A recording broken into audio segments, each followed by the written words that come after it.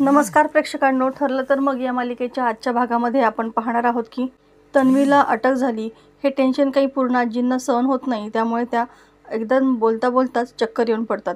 घरातले सगळेजण खूप काळजीमध्ये असतात। अश्विनला फोन लावतात पण अश्विन मात्र फोन उचलत नसतो आणि तो कुठे गेला हे कोणालाही माहीत नसतं। तेव्हा दुसरे डॉक्टर येतात आणि पूर्ण आजींना चेक करतात। आता अश्विन आलेला असतो प्रियाला भेटायला, मात्र इकडे जेलमध्ये प्रियाला आणि साक्षीला एकाच लॉकअपमध्ये बंद केलेलं असतं। दोघीही एकमेकींना पाहून खूप भडकतात। साक्षी मोठमोठ्याने ओरडू लागते की मला या मुलीसोबत अजिबात राहायचं नाहीये, मला दुसऱ्या जेलमध्ये टाका। तिचं कोणीही ऐकत नाही। दोघींमध्ये चांगलंच भांडण सुरू असतं आणि साक्षी जोरातच प्रियाला ओरडते। तितक्यात अश्विन त्या ठिकाणी येतो। अश्विन तिला म्हणतो, अगं तन्वी, हे असं काय झालं?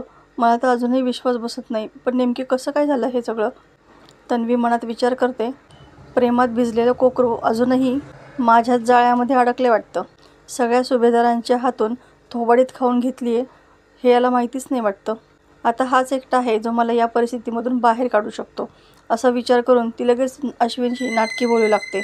मला इथं राहायचं नाहीये, मला इथून बाहेर काढ, तू दुसऱ्या कोर्टामध्ये अपील कर, असं बोलू लागते। अश्विनही तिच्या जाळ्यामध्ये पूर्ण अडकलेला असतोच।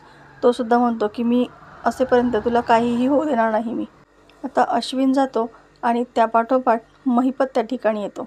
महिपतला आत जाताना पोलीस अडवतो, पण महिपतचा माणूस जो पोलीस असतो तो लगेच त्या ठिकाणी येतो आणि कोणाला अडवतोस तू, कळते का तुला?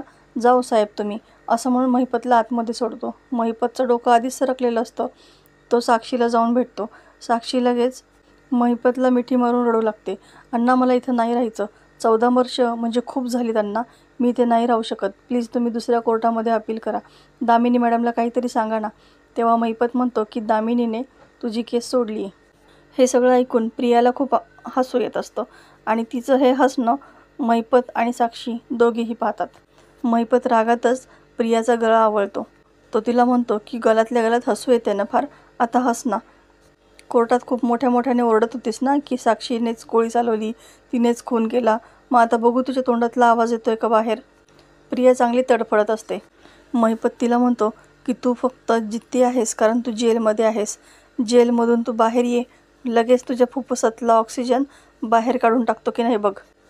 आता इकडे रविराज विचार करत असतो, जी गोष्ट मी अगोदरच करायला हवी होती ती मला आत्ता करावीच लागणार आहे।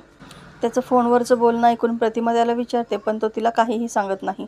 आता दुसऱ्या दिवशी कळतं की रविराजने प्रियाची केस सोडलेली असते, त्यासाठी तो NOC देणार असतो। तर प्रेक्षकांनो, येणारे भाग अतिशय रंजक आपल्याला पाहायला मिळणार आहेत। अशाच नवनवीन व्हिडिओ अपडेटसाठी चॅनलला सबस्क्राईब करा, नोटिफिकेशनसाठी बेल आयकॉन अवश्य दाबा।